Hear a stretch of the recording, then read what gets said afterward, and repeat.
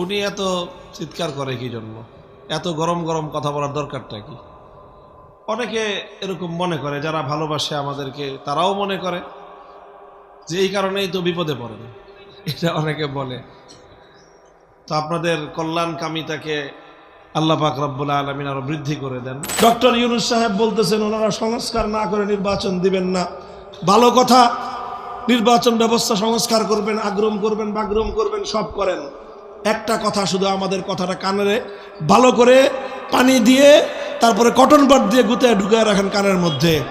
সেই কথাটা হলো এই, এদেশের মানুষ আল্লাহর আইন বিরোধী আইনকে প্রতিহত করার জন্য, এদেশের মানুষ আল্লাহর কোরআনের সংবিধান দ্বারা শাসিত হওয়ার জন্য দীর্ঘ শত শত বছর পর্যন্ত লড়াই করেছে, সংগ্রাম করেছে। এদেশের মানুষের সঙ্গে একবার 1947 সালে গাদ্দারি করেছিল পশ্চিম পাকিস্তানিরা, আর একবার 1970 সালের পরে 72 সালে গাদ্দারি করেছিল আওয়ামী শেখ মুজিবুর রহমান সাহেবরা। এরপরে যারা যারা আসছেন, বিএনপি বলেন, এরশাদ বলেন, জাতীয় পার্টি বলেন, কিছু কিছু করলেও সেই গাদ্দারি রাস্তা থেকে বের হয়ে আসেন নাই। এবার আমাদের স্পষ্ট কথা, 5ই আগস্টের বিপ্লবের পর আমরা বেশি কিছু চাই না, একটা কথা চাই, আমাদের সংবিধানে একটা ধারা সংযুক্ত হতে হবে। সেই ধারাটা হলো এই যে এই সংবিধানের আওতায় কোনো নীতিমালা, কোনো আইন, যে কোনো বিধান আল্লাহর কোরআন এবং নবীর সুন্নাহর পরিপন্থী হবে, সমস্ত নীতি আইন বাতিল বলে গণ্য হবে। এই একটা ধারা সংযুক্ত করে দেন, ইনশাআল্লাহ এদেশের মানুষ আপনাদেরকে স্যালুট দিবে। আর যদি মুসলমানদের প্রাণের এই সংস্কার করতে ব্যর্থ হন, মনে রাখবেন 5ই আগস্টের বিপ্লব এটা যদিও পূর্ণাঙ্গ ইসলামী বিপ্লব ছিল না, তবে এটা ইসলামী বিপ্লবের পূর্বাভাস। সূর্য ওঠার আগে সুবহে সাদেক হয়, সুবহে সাদেক হলে সকল দুনিয়ার মানুষ বুঝতে পারে ঘন্টাদের ঘন্টার মধ্যে সূর্য উঠবে। 5ই আগস্টের মূর্তি বিরোধী এই গণ অভ্যুত্থান গোটা বাংলার মুসলমানদের অভূতপূর্ব জাগরণ প্রমাণ করে বাংলার মাটিতে পরবর্তী বিপ্লব হবে আল্লাহর কোরআনের বিপ্লব, ইসলামের বিপ্লব।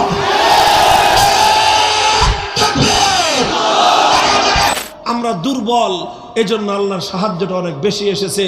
আব্রাহাকে যেভাবে আল্লাহ পাক ছোট্ট ছোট্ট পাখি আবাবিলের মাধ্যমে আল্লাহ ধ্বংস করেছিলেন, ঠিক তদ্রুপ আল্লাহ পাক রব্বুল আলামিন বাংলার আব্রাহাকে, বাংলার গৌর গোবিন্দকে, বাংলার হস্তি বাহিনীকে ধ্বংস করার জন্য বিএনপির মতো বড় দলকে আল্লাহ লাগান নাই, জামাতে ইসলামের মতো বড় দলের নেতৃত্ব আল্লাহ নেন নাই, কোনো বড় নেতা নেত্রীকে আল্লাহ পাক কাজে লাগান নাই। কয়েকটা স্টুডেন্ট, ছোট ছোট ছাত্র, রানিং স্টুডেন্টদের নেতৃত্বে আল্লাহ পাক রব্বুল আলামিন এই গৌর গোবিন্দের পতন ঘটায় দিলেন। 5ই আগস্টের দুপুর বেলায় তিনি পালায়ে গেলেন।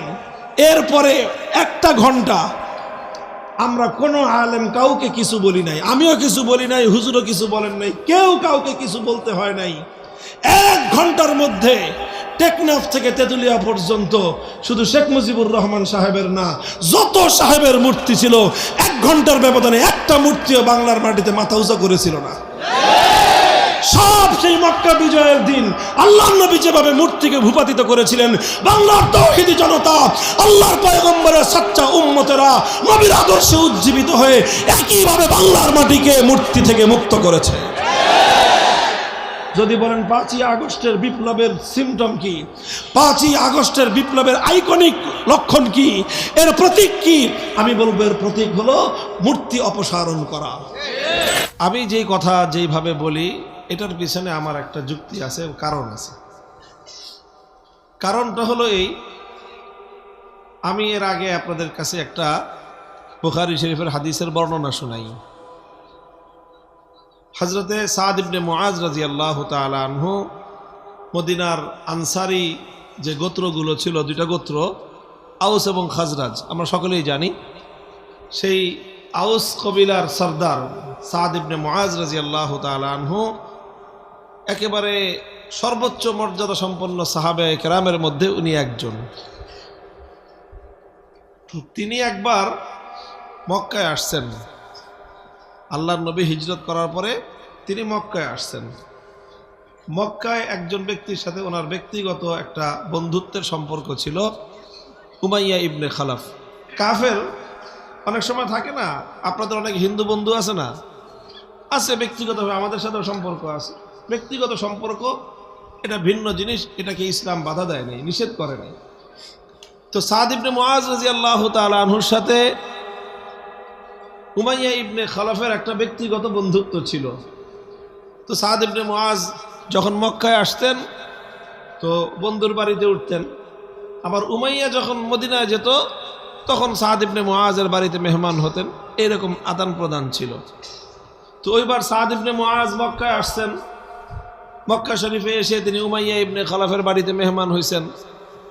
তখন উমাইয়াকে বলছে, দোস্ত আমি তো আসছি আসলে যে কাজে আসি, মক্কা শরীফে যেহেতু আসছি আমি আল্লাহর ঘর বাইতুল্লাহর তওয়াফ করতে চাই, তো তুমি উনজুরলি সাআতা খালবাতিল্লাহ আল্লি আনা তুফা বিল বাইত, একটা সময় নিরিবিলি সময় কখন হয় তুমি আমাকে বলো, ওই সময়টায় আমি বাইতুল্লাহর তওয়াফ করতে যাব। তো ফখরাজা বিহি করিবাম মিন নিসফিন নাহার, উমাইয়া ইবনে খালাফ চিন্তা করলো যে দুপুর বেলার সময়টা আরব দেশে যখন প্রচণ্ড রোদ থাকে, রৌদ্রের উত্তাপে চারিদিকে গরম, একেবারে আগুনের মতো উত্তাপ ছুটতে থাকে, ওই সময় আরবের মানুষ সাধারণত কেউ ঘরের বাইরে বের হয় না, সবাই যার যার ঘরে থাকে। তো এই সময়টা নিরিবিলি পাওয়া যাবে। তো উমাইয়া সাদ ইবনে মুআজ রাদিয়াল্লাহু তাআলা আনহুকে সঙ্গে নিয়ে বাইতুল্লাহ তওয়াফ করতে আসলো। তো ঘটনাচক্রে ওখানে আবু জাহালও উপস্থিত। আবু জাহালের সাথে সাথে দেখা, মুখোমুখি সাদ ইবনে মুআজের। সাদ ইবনে মুআজের পরিচয়টা মনে আছে আপনাদের? এটা মনে রাখতে হবে, খালি শুনলে হবে না, কথা বুঝতে হবে। বলেন তো সাদ ইবনে মুআজ কে বললাম? তিনি মদিনার আনসার সাহাবী যারা, মদিনার মুসলমান স্থানীয় যারা, তাদের মধ্যে দুইটা বড় গোত্র, এক গোত্রের প্রধান তিনি, এক গোত্রের প্রধান তিনি। আল্লাহর নবী যে মদিনায় গেছেন, শেল্টার দেয় কারা? এই যারা শেল্টার দেয় দুইজন লোক, তার দুইজনের একজন হলেন তিনি। নবীজিকে মদিনায় শেল্টার দেন, নবীজিকে মদিনায় তারা জায়গা দিয়েছেন, মদিনাকে আল্লাহর নবীর জন্য তারা প্রস্তুত করেছেন এবং মদিনাকে কেন্দ্র করে ইসলাম যেন কায়েম হইতে পারে সেই ব্যবস্থা করেছেন। সেই দুইজনের একজন হলেন সাদ ইবনে মুআজ। আর আবু জাহালরা কি চায়? ইসলামকে ধ্বংস করতে চায়। এখন যখন সাদ ইবনে মুআজকে আবু জাহাল দেখছে যে মক্কা শরীফে আমার বাড়ির সামনে আইসা নিরাপদে আল্লাহর ঘর বাইতুল্লাহ তওয়াফ করতেছে, তা আবু জাহালের গায়ে গোস্সায় আগুন ধরে গেছে।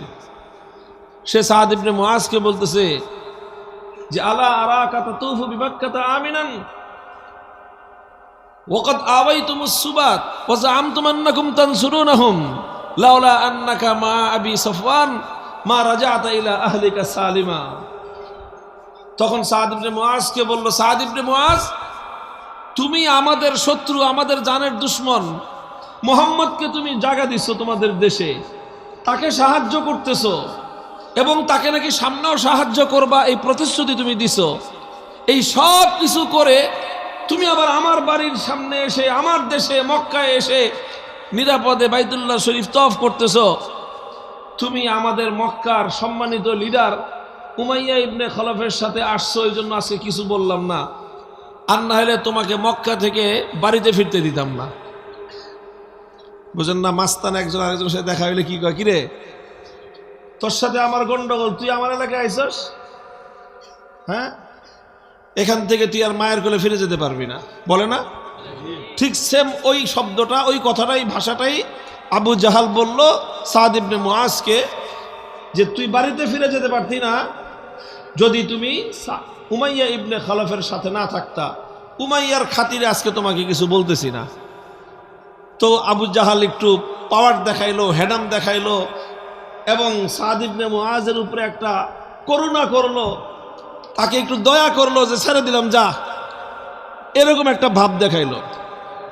আল্লাহু আকবার। সাদ ইবনে মুআজ তো আর এই আপনার মিসকিন মানুষ না, উনি তো মিসকিন মানুষ না।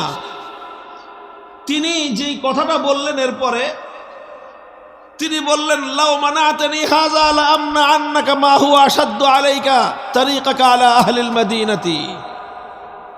হযরত সাদ ইবনে মুআজ কথা বললেন, কথা বলার শুরুতেই গলার ভলিউম অনেক বাড়ায়া দিলেন।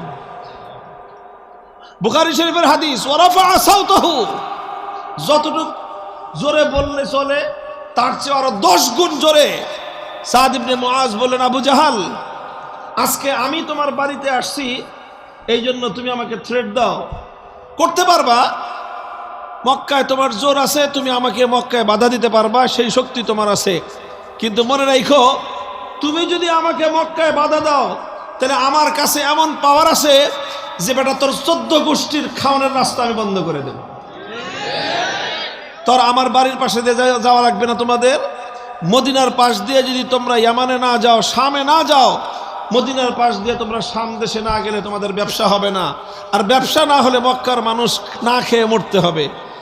এই কথাটা এত জোরে বললেন সাদ ইবনে মুআজ যে আবু জাহাল যতটুক জোরে তাকে থ্রেট দিয়েছিল, সাদ ইবনে মুআজ রাদিয়াল্লাহু তাআলা আনহু তার চেয়ে দ্বিগুণ আওয়াজে বাইতুল্লাহর সামনে দাঁড়িয়ে আবু জাহালকে এত জোরে ধমক দিয়েছেন, খবরদার মুখ সামলায় কথা বলবি, আর কোনোদিন যদি আমাদেরকে হুমকি দিয়ে কথা বলার চেষ্টা করো, মনে রাখো মদিনার পাশ দিয়ে মক্কাওয়ালাদের যাওয়ার রাস্তা আমি বন্ধ করে দিব।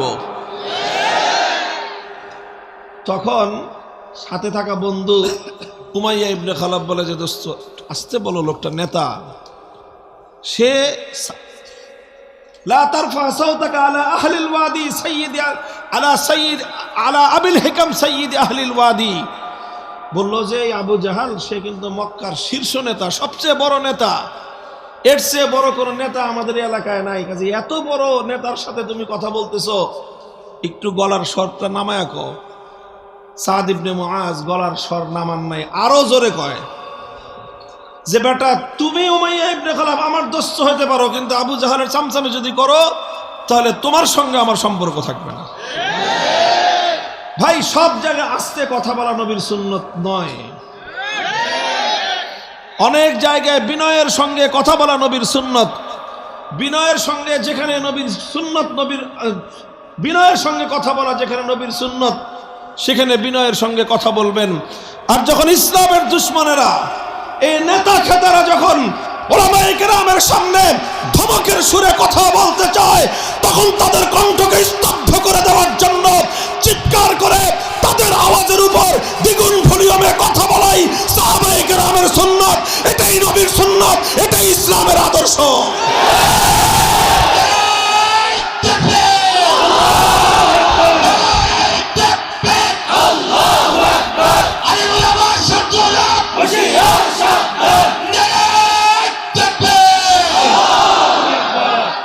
আমার সাথে তাদের দুশ্মনী এই জায়গাটায়, কারণ আমি সাধারণত মাহফিলে এমন কথা বলি যেই কথাগুলো ইসলাম বিরোধীদের গায়ে আগুন ধরায়।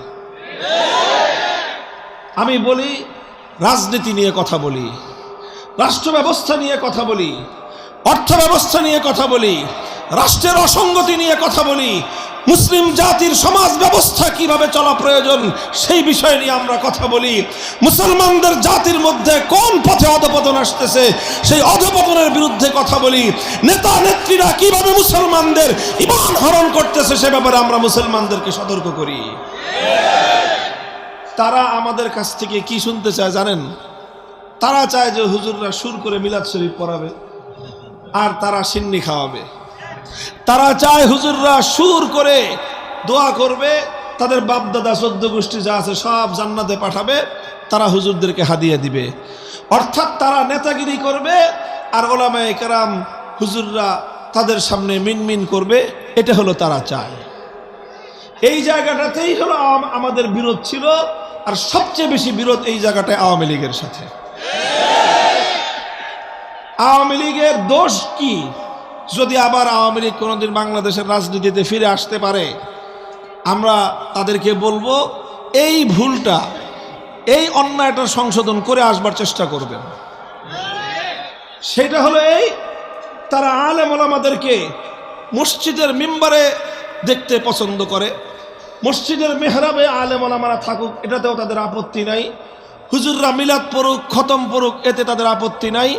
হুজুররা গিয়ে আপনার কবরস্থানে বাপদাদার রুহের মাগফিরাতের কামনা করে দোয়া করুক, এতে তাদের আপত্তি নাই। তাদের আপত্তি হলো উলামায়ে কেরাম যখন কুফরি মতবাদ, ধর্মনিরপেক্ষতা নিয়ে কথা বলে, তখন তাদের সারা গায়ের মধ্যে আগুন জ্বলতে শুরু করে। অন্যরা বলুক, হুজুররা কেন বলবে? হুজুরদেরকে এত সাহস দিল কে? এই হলো তাদের মনোভাব। এই একটা জিনিস, তারা উলামায়ে কেরামের নেতৃত্বকে বরদাস্ত করতে পারে না। আলেম ওলামাদেরকে সহ্য করে, আলেমদেরকে মহব্বত করে, হাদিয়া দেয়, কিন্তু আলেমদের নেতৃত্বকে তারা সহ্য করতে পারে না। এটা হলো আওয়ামী লীগের সবচেয়ে বড় সমস্যা। আগামী দিনে রাজনীতিতে আসতে হলে, আবার তোমাদেরকে দেশে পুনর্বাসিত হতে হলে, আলেম সম্পর্কে, ইসলাম সম্পর্কে, ইসলামী রাষ্ট্র ব্যবস্থা সম্পর্কে তোমাদের এই মূল ভুলটাকে তোমরা শুধরে আসবা। মনে রাখো, এখন বাংলাদেশের মানুষ অনেক সজাগ। শুধু আমাদের আলেম ওলামা এবং আমাদের মাদ্রাসার ছাত্ররা মনে করছো? আলহামদুলিল্লাহ, আমাদের মাদ্রাসার ছাত্ররাও এখন রংবাজি কেমনে করতে হয় শিখে গেছে।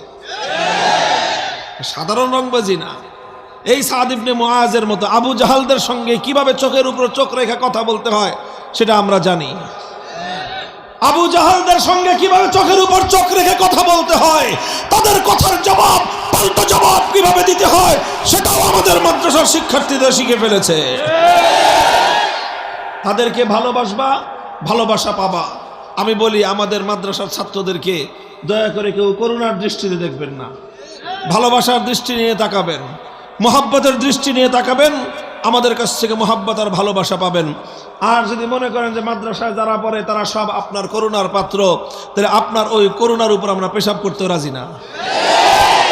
আপনি ভালোবাসবেন, ভালোবাসা পাবেন, মোহাব্বত করবেন, ভালোবাসা পাবেন। হাত বাড়ায় দিবেন, হাত আমরা বাড়ায় দিব। হ্যান্ডশেক করতে চাইবেন, আমি হ্যান্ডশেক করব। মুআনাকা করতে চাইবেন, আমি গলা মেলাবো। কিন্তু আমার দিকে যদি আপনি চোখ তুলে তাকায় কথা বলবার চেষ্টা করেন, সে চোখ আমরা উপরে ফেলবার চেষ্টা করব। কথাটা হলো এই জায়গায়, এই জায়গায় আওয়ামী লীগের কথা বললাম। এই জন্য অনেকে মনে করতে পারেন যে বর্তমানে তো আওয়ামী লীগ গাতায় পড়ছে, এই জন্য বলতেছেন না। আমরা কল্যাণকামিতার দৃষ্টিতে বলতেছি। সেই সঙ্গে যেহেতু আরেকটা বড় শক্তি আছে, বিএনপির লোকজনদেরকেও বলে দেই, এই বিএনপির লোকজনও মাঝে মাঝে আওয়ামী লীগের থেকে এই চরিত্রটা রপ্ত করেন। মনে রাখেন, থাকেন, রাজনীতি করবেন, করেন, দেশে আপনারা থাকবেন, আমরাও থাকবো, ভ্রাতৃত্বের সম্পর্ক নিয়ে থাকবেন, প্রভুত্ব ফলাইতে আসবেন না আমাদের উপর। মাদ্রাসা, মসজিদগুলো, ওয়াজ মাহফিলগুলোতে বিএনপি এবং আওয়ামী লীগের যারা রাজনীতিবিদ আছেন, এতদিন পর্যন্ত আপনারা ধর্মীয় প্রতিষ্ঠানগুলোতে যে সর্দারি মারাইছেন, আস্তে আস্তে ওই দিন ভুলে যেতে শুরু করেন। আগামী দিনে মসজিদ, মাদ্রাসা, ওয়াজ মাহফিলে আসবেন শুধু অতিথি হিসেবে। যদি 5 মিনিট বক্তব্য দিতে দেয়, শুকরিয়া আদায় করে 5 মিনিট বক্তৃতা দিয়ে চলে যাবেন। এখানে মাহফিলে আলেম ওলামারা কি বলবে না বলবে, আলেমরা কোন কথা বলবে কোন কথা বলবে না, সেটা সংশোধন করার জন্য আমাদের মুরব্বীরা আছেন। আপনারা কি মনে করেন আমি ভুল বললে, আমি অন্যায় কথা বললে আমার ভুল ধরার মতো আমার ওস্তাদরা বাংলাদেশে নাই? বহু ওস্তাদ আছে, আমাকে এখনো 14 বছর পড়াইতে পারবেন। আমরা কোনো ভুল কথা বললে ওনারা আমাদেরকে ছেড়ে দেন না, আমাদেরকে ডাক দিয়ে নিয়ে সংশোধন করে দেন। মাহফিলে আমরা কোনো ভুল কথা বললে উলামায়ে কেরাম সংশোধন করবেন। কোনো কথা যদি আমাদের অসঙ্গতিপূর্ণ হয়, আলেমরা সংশোধন করে দিবেন। নেতারা যারা আছেন, রাজনীতি করেন, আপনারা যদি একান্ত আমন্ত্রণ পেয়ে আসেন মাহফিলে, ভদ্রভাবে আসবেন, বিনয়ের সাথে কথা বলবেন, যতক্ষণ থাকার সুযোগ দেয় নিজের জন্য সৌভাগ্য মনে করবেন। আর যদি মঞ্চে না উঠায়, নিচে বসার ব্যবস্থা করে, সেটাতেও সন্তুষ্ট থাকবেন। নেতৃত্ব ফলানোর চেষ্টা আপনারা বাদ দিয়ে দেন। পরিবর্তন আসতেছে আলহামদুলিল্লাহ। আমি বলতেছিলাম, মনে রাখেন, এখন আমাদের কথা শুধু মাদ্রাসার ছাত্ররা শুনে না, আমাদের ফলোয়ার, উলামায়ে কেরামের অনুসারী স্কুল, কলেজ, ইউনিভার্সিটিতে পর্যাপ্ত পরিমাণ তৈরি হয়ে গেছে। এই যে বিপ্লব হলো, এই বিপ্লবে, আগস্ট বিপ্লবে স্কুল, কলেজ, ইউনিভার্সিটি, মাদ্রাসার ছাত্ররা সকল ভেদাভেদ ভুলে গিয়ে হাতে হাত রেখে টেকনাফ থেকে তেতুলিয়া পর্যন্ত তারা দেখিয়ে দিয়েছে, বাংলার মাটিতে কোনো তাগুতের ঠাঁই হয় না, বাংলার মাটিতে ইসলাম বিদ্বেষী সংস্কৃতির ঠাঁই হয় না, মূর্তি সংস্কৃতি, ভাস্কর্য সংস্কৃতি বাংলার মাটি গ্রহণ করে না। এগুলো সিমটম, এগুলো আলামত। আলহামদুলিল্লাহ, মাদ্রাসার ছাত্রদের মতো ইউনিভার্সিটির ছাত্ররাও এখন তাওহীদ সচেতন। তারা ঈমানের ব্যাপারে অনেক সচেতন, অনেক কিছু তারা শিখছে। আলেম ওলামাদের লেকচার তারা শুনে, আলেমদের বক্তব্য তারা গবেষণা করে, তারা বুঝতে পারতেছে যে মানব রচিত এই সকল তন্ত্রমন্ত্রের ফাঁকা বুলি দিয়ে মানবতার মুক্তি সম্ভব নয়। চূড়ান্ত বৈষম্য বিরোধী একটি বৈষম্যমূলক, বৈষম্য মুক্ত একটি শান্তিপূর্ণ, ইনসাফপূর্ণ সমাজ যদি গড়তে হয়, আল কোরআনের সমাজ ছাড়া ভিন্ন কোনো রাস্তা নাই। এটা হলো একটা প্রসঙ্গ কথা, আমি বললাম, লম্বা হয়ে গেল কথাটা, মাফ করবেন। কিন্তু কথার মূল মেসেজটা হলো এই যে আমরা কিছু কথা বলি যেই কথাগুলোর সাথে সম্পর্ক হলো সমাজ ব্যবস্থার, কিছু কথা আমরা বলি যেই কথাগুলোর সম্পর্ক হলো রাষ্ট্র এবং রাজনীতির সাথে সম্পৃক্ত। অনেকে এসে আবার বলে যে হুজুর আপনি কোরআন হাদিসের ওয়াজ করেন, রাজনীতির কথা বলেন কেন? খুব ভালো করে মনে রাখবেন, Islam is the complete code of life, পূর্ণাঙ্গ জীবন ব্যবস্থা। ইসলাম, ইসলামের সকল বিষয়ে কথা বলবে। ওলামায়ে কেরামের দায়িত্ব ইসলামের প্রতিটি সেক্টর নিয়ে কথা বলা। একজন ব্যক্তির ব্যক্তি জীবন নিয়ে যেমন আলেমরা কথা বলবে, একজন মানুষের পরিবারের জীবন নিয়ে যেমন ওলামায়ে কেরাম কথা বলবে, ব্যবসায়িক লাইফ নিয়ে, অর্থনৈতিক জীবন নিয়ে যেমন কথাবার্তা বলবে, সাংস্কৃতিক জীবন নিয়ে যেমন আমরা কথাবার্তা বলবো, ঠিক তদ্রূপ সমাজ কিভাবে চলবে, রাষ্ট্র কিভাবে চলবে, আইন আদালত কিভাবে চলবে, সে বিষয়ে আমাদের বক্তব্য সুস্পষ্ট ভাষায় জাতির সামনে তুলে ধরা আল্লাহর পক্ষ থেকে প্রদত্ত আমাদের ঐতিহাসিক জিম্মাদারি। আমরা আপনাদের কথায় আমাদের আল্লাহর পক্ষ থেকে প্রদত্ত সে দায়িত্ব কোনোদিন আমরা ভুলে থাকতে পারি না। এটা হলো আমাদের অক্ষমতার জায়গা। আমাদের অক্ষমতার জায়গা হলো এই, আপনার পছন্দ না হলে কি হবে? আমাকে তো আল্লাহ বলে দিয়েছেন কোরআনের এই কথাগুলো বলো।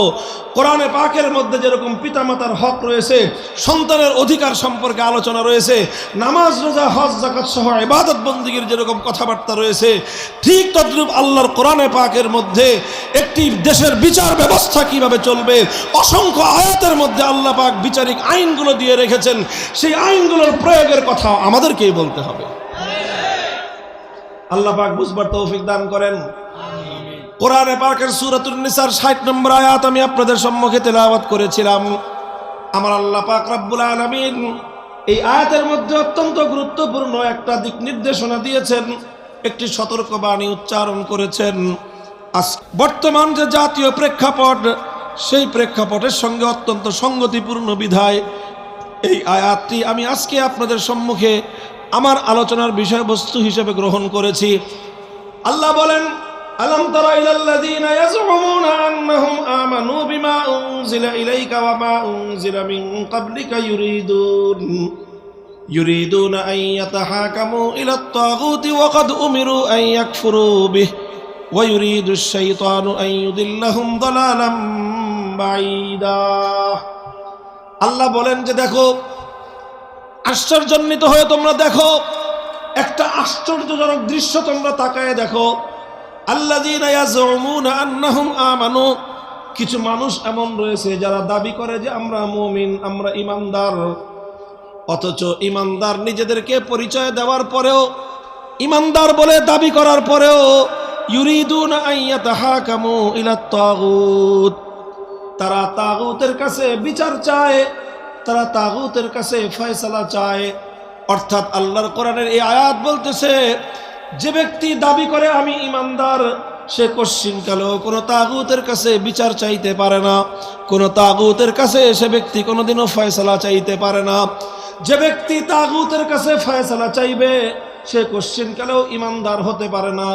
আর যে ব্যক্তি ঈমানদার হবে, সে কোনোদিন আল্লাহকে বাদ দিয়ে কোনো তাগুতকে বিচারক মানতে পারে না। অত্যন্ত মৌলিক একটা কথা, যেই কথার সঙ্গে মানুষের ঈমান এবং কুফরির সম্পর্ক, কিভাবে একজন মানুষের ঈমান ঠিক থাকে আর কিভাবে মুহূর্তের মধ্যে একজন ঈমানদারের ঈমান নষ্ট হয়ে একজন মুমিন ব্যক্তি মুশরিকে পরিণত হয়ে যায়, কোরআনে পাকের এই আয়াত থেকে তার মূল মর্মটা বুঝে আসে। আমি এই বিষয়টা আপনাদের সামনে খোলাসা করার জন্য এখানে প্রয়োজন হবে কোরআনে পাকের একটা শব্দের ব্যাখ্যা করা।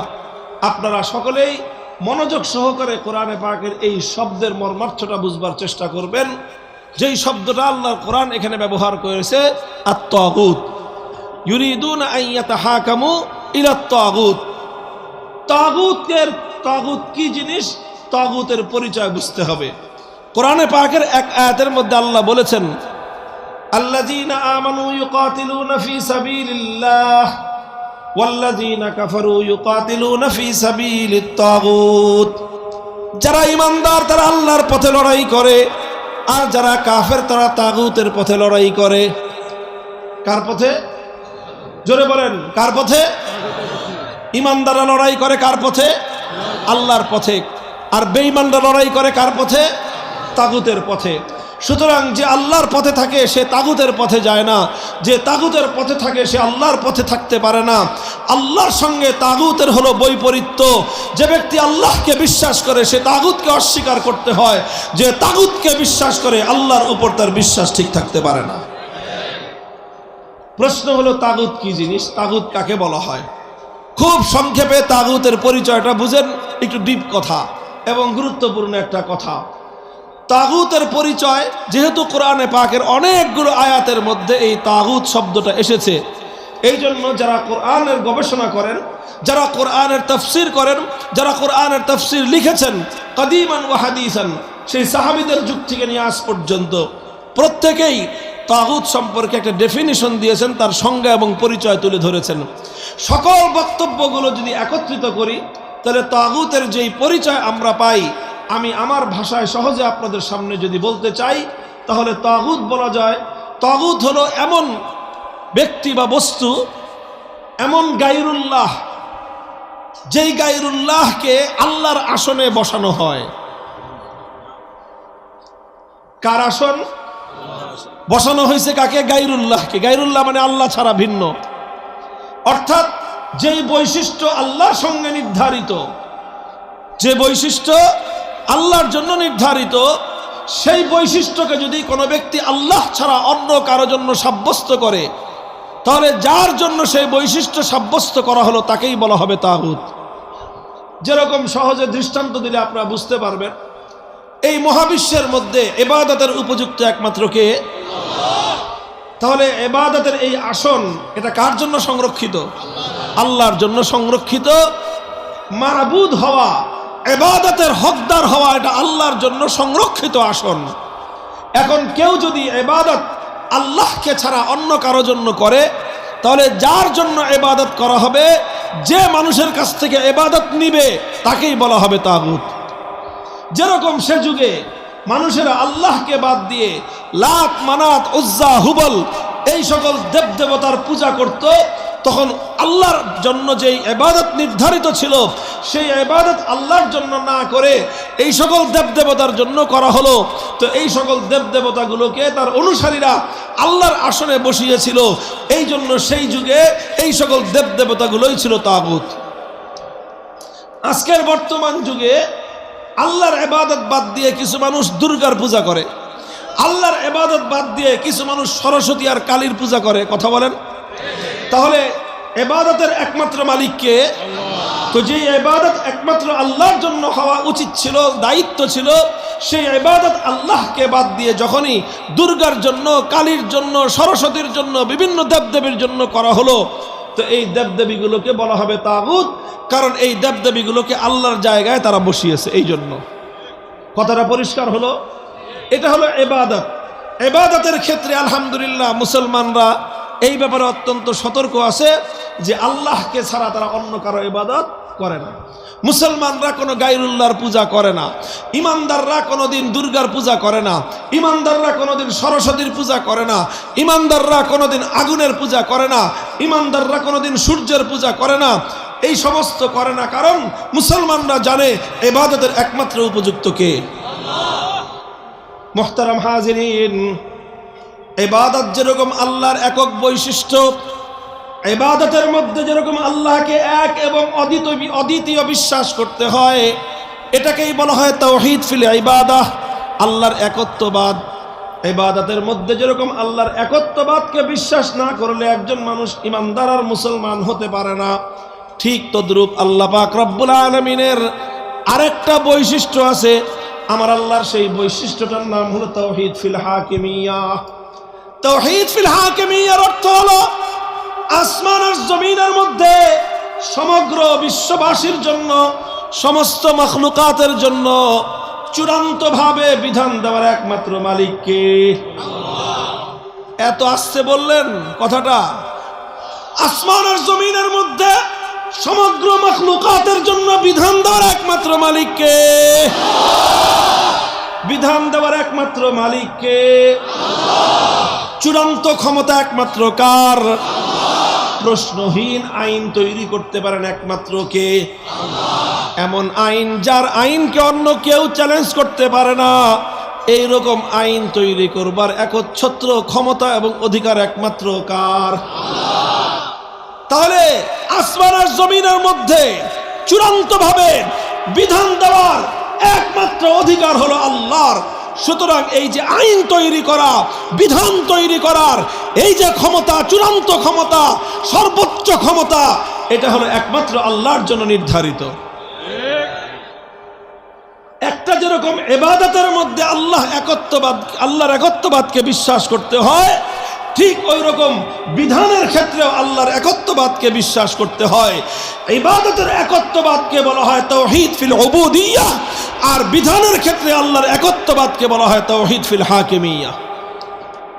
আপনি যদি আল্লাহকে বাদ দিয়ে অন্য কোনো মাখলুকের ইবাদত করেন, তাহলে এটা ঈমান হবে না শিরক হবে? এটা তাওহীদ হবে না শিরক হবে? আল্লাহকে বাদ দিয়ে কোনো গায়রুল্লাহর ইবাদত করলে, আল্লাহর জায়গায় কোনো গায়রুল্লাহকে পূজা করলে যেরকম একজন মানুষ ইমানদার থাকতে পারে না, ঠিক তদ্রূপ আল্লাহর জায়গায় যদি কোনো মাখলুক কোনো আইন তৈরি করে, আল্লাহর বিধানকে বাতিল করে কোনো মানুষ যদি কোনো আইন তৈরি করে, আল্লাহর বিধানকে বাদ দিয়ে কোনো মানব গোষ্ঠী যদি কোনো বিধান তৈরি করে, সেই বিধান যারা মানবে তারাও ইমানদার হতে পারে না, তারাই হলো তাগুতে বিশ্বাসী। মুহতারাম হাজিরিন, লক্ষ লক্ষ নয় কোটি কোটি মানুষ মুসলমানদের মধ্যে নামধারী মুসলমান, অথচ তারা আল্লাহর আইনের জায়গায় তাগুতের আইনকে বিশ্বাস করে। তারা হয়তো সরস্বতীর পূজা করে না, তারা হয়তো দুর্গার পূজা করে না, কিন্তু দুর্গার পূজা করলে একজন মানুষ যেরকম ইমানদার থাকতে পারে না, ঠিক সমান সমান আল্লাহর বিধানের জায়গায় গায়রুল্লাহর বিধানকে বিশ্বাস করলেও একজন মানুষ ইমানদার থাকতে পারে না। দুঃখজনক বিষয় হলো এই জায়গাটায় মুসলমানরা এটা বুঝে দুর্গার পূজা করা যাবে না, কিন্তু মুসলমানরা এটা বুঝে না যে মানুষের বানানো আইন আল্লাহর আইনের বিরুদ্ধে গেলে মানা যাবে না। এই কথাটাই মানুষ জানে না। এই কথাটা না বুঝার কারণে লক্ষ লক্ষ হাজি বেঈমান, ডবল হাজি, ট্রিপল হাজি, চৌপল হাজি, বছর বছর হাজি, একেবারে ভিভিআইপি হাজি, এ প্যাকেজের হাজি, 20 লাখ টাকার হাজি, যত হাজি হোক না কেন, যতক্ষণ পর্যন্ত তুমি একত্ববাদকে বিশ্বাস না করবা, তুমি হাজি আর গাজী হতে পারো, ইমানদার হতে পারো না। মুহতারাম হাজিরিন, বিষয়টা খুব পরিষ্কার, ভালো করে বুঝবেন। আমি তাগুতের পরিচয় দিলাম। তাগুত কাকে বলা হয়? আল্লাহর কোরআন বলেছে যে ক্বাদ তাবায়্যানার রুশদু মিনাল গাই ফামান ইয়াকফুর বিত-তাগুতি ওয়া ইউমিন বিল্লাহ ফাকাদ ইসতামসাকা বিল উরওয়াতিল ওয়ুসকা। হেদায়েত এবং গুমরাহি আলাদা আলাদা, আলো এবং অন্ধকার যেরকম একসাথে হতে পারে না, সাদা এবং কালা যেমন একসাথে হতে পারে না, ঈমান এবং কুফরও তেমনই ভাবে একসাথে হতে পারে না। যে ব্যক্তি আল্লাহকে বিশ্বাস করলো সে তাগুতকে মানতে পারে না, আর যে ব্যক্তি তাগুতকে গ্রহণ করলো সে কশ্চিনকালেও আল্লাহর উপর সত্যিকার ঈমানদার হতে পারে না। দুর্ভাগ্যজনক মুসলমানদের ইতিহাস দেখেন, কথাটা বুঝেন। আল্লাহর কোন আইন, বলবেন হুজুর মানুষ কি কোন আইন বানাতে পারবে না? তাহলে হ্যাঁ, মানুষের আইন বানানোর ক্ষমতা আছে, তবে মানুষের আইন বানানোর ক্ষমতা একটা লিমিটেশন আছে, একটা সীমাবদ্ধতা আছে। সেই সীমাবদ্ধতা হলো এই, মানুষ যত আইন তৈরি করুক, মানুষের যে কোনো আইন যদি আল্লাহ পাকের যে কোনো আইন বা বিধানের সঙ্গে কন্ট্রাডিক্টেড হয়, সঙ্গে সঙ্গে অটোমেটিকভাবে মানুষের আইন বাতিল বলে গণ্য হবে। কিন্তু আজকে কি হয়, এখন আমাদের দেশে কি হয়? আমাদের দেশে যেটা হয় সেটা হলো এই, আল্লাহর কোনো আইন যদি সংসদের পাশকৃত আইনের সঙ্গে কন্ট্রাডিক্টেড হয়, আল্লাহর আইন বাতিল হয়ে সংসদের আইন কার্যকর হয়, তাহলে যে দেশে সংসদের আইন আল্লাহর বিধানকে অকার্যকর করে রাখতে পারে সেই সংসদের নামই হলো তাগুত। এটাই হলো পরিষ্কার কথা। আল্লাহর জায়গায় গায়রুল্লাহর ইবাদত করলে সেই গায়রুল্লাহ যেরকম তাগুত হয়, আল্লাহর আইনের জায়গায় যেই গায়রুল্লাহ আইন তৈরি করবে সেই গায়রুল্লাহকে বলা হবে তাগুত। আল্লাহর আইনের জায়গায় কোন রাষ্ট্রপতি যদি আইন তৈরি করে সেই রাষ্ট্রপতিকে বলা হবে তাগুত। আল্লাহর পরিবর্তে কোন প্রধানমন্ত্রী যদি আইন তৈরি করে সেই প্রধানমন্ত্রীকে বলা হবে তাগুত। আল্লাহর আইনের পরিবর্তে কোন মন্ত্রী পরিষদ যদি আইন তৈরি করে সেই মন্ত্রী পরিষদকে বলা হবে তাগুত। আল্লাহর আইনের বিরুদ্ধে কোন আদালত অথবা কোন বিচারপতি যদি আইন তৈরি করে সেই আদালত বিচারপতিকে বলা হবে তাগুত। আল্লাহর আইনের বিরুদ্ধে কোন সংসদ কোন আইন পরিষদ যদি কোন আইন তৈরি করে সেই গোটা সংসদকেই বলা হবে তাগুত।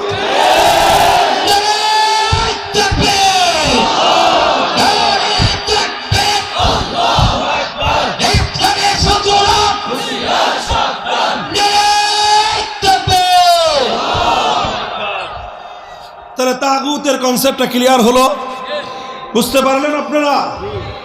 এরপরে আপনাদেরকে আমি খুব মর্মান্তিক এক ইতিহাস শুনাই। মুসলমানদের মধ্যে কোনোদিন কোনো তাগুতের অনুসারী থাকতে পারে না, কারণ তাগুত মানেই হলো আল্লাহর প্রতিদ্বন্দ্বী। তাগুত মানেই হলো আল্লাহর সঙ্গে যার কন্ট্রাক্ট, যার আল্লাহর সঙ্গে যার প্রতিদ্বন্দ্বিতা। তাহলে যার সঙ্গে আল্লাহর প্রতিদ্বন্দ্বিতা হতে পারে, যে আল্লাহর সরাসরি প্রতিদ্বন্দ্বী হয়, তার অনুসারী কিভাবে মুসলমান হতে পারে?